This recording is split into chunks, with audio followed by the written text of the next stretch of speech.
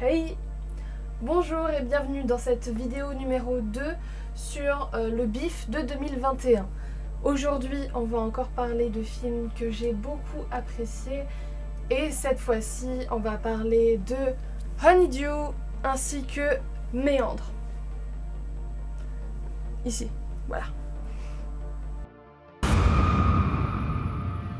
Méandre est un film français réalisé par Mathieu Turi. Il sortira le 16 juin 2021. En salle, j'espère.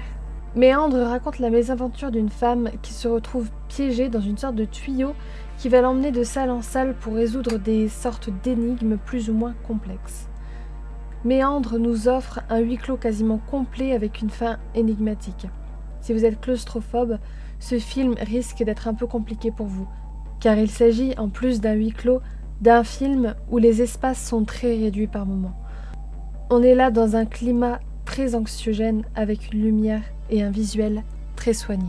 Bien évidemment, le film rappelle un peu, beaucoup, Cube, mais c'est pas pour autant que c'en est un Cube bis. Simplement cet aspect froid, cet aspect d'image froide, d'ambiance pesante, froide, huis clos, bien évidemment que ça fait penser à Cube, mais c'est pas pour autant que c'est exactement la même chose. Bien au contraire, ici on suit une seule femme qui essaye tant bien que mal de survivre à toutes ces épreuves.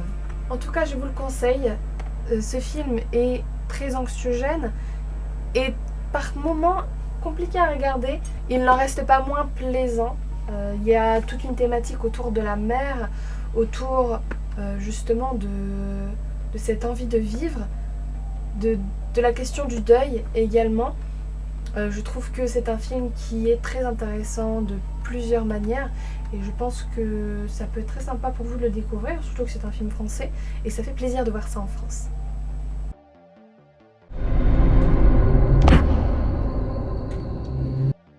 Deuxième film que je vous conseille du jour, il s'agit de Honeydew, réalisé par Devreux Milburn, et disponible d'ores et déjà aujourd'hui même sur Shadows, la plateforme de cinéma de genre.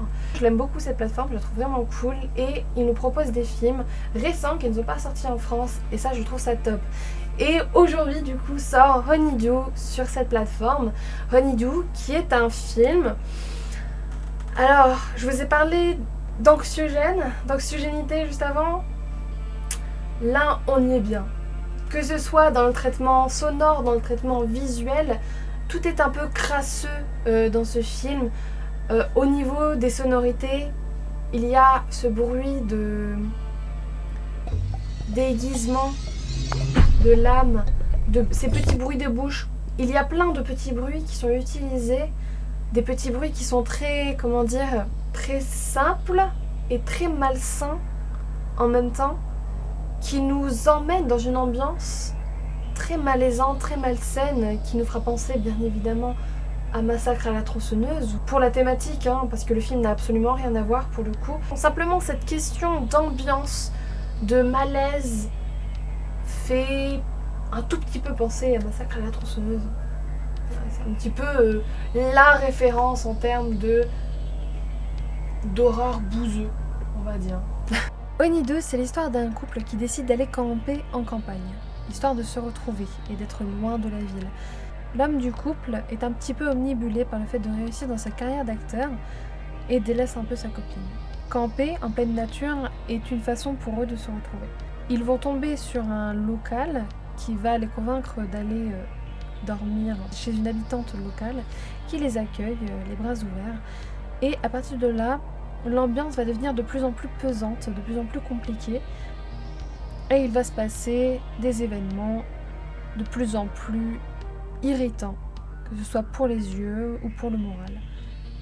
Je vais pas tout vous raconter, il y a vraiment un malaise ambiant, il y a un visuel qui est très intéressant, une utilisation des plans aussi qui est surprenante.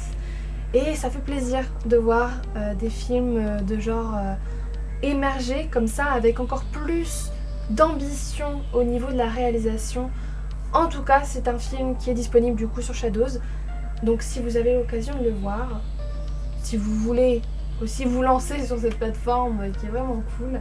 D'ailleurs, il y a aussi Lucky qui est disponible sur Shadows, un autre film du BIF mais que je n'ai pas encore vu. J'espère vous avoir donné envie de voir ces deux films. C'était aujourd'hui en mode lumière naturelle. Voilà, je me suis dit, allez, lumière naturelle pour une fois. J'espère en tout cas que ces vidéos face cam vous plaisent. N'hésitez pas à me dire en commentaire ce que vous en pensez. Si vous avez vu ces films, qu'est-ce que vous en pensez? Et si vous avez participé au BIF, quels sont vos coups de cœur? Ça m'intéresse, j'aimerais bien échanger justement sur ça. En tout cas, ça me fait plaisir que vous ayez vu cette vidéo jusque-là.